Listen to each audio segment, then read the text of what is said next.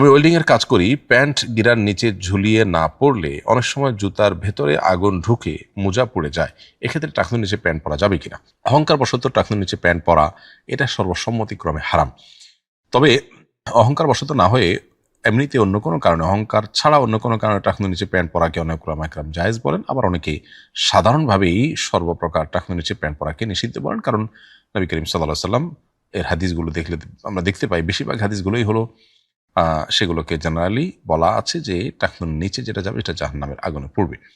তবে ওজরের কারণে বিশেষ কোনো প্রেক্ষিতে যদি টাকনুর নিচে কাপড় যায়, সেটা সর্বসম্মতিক্রমে হালাল বা জায়েজ হবে।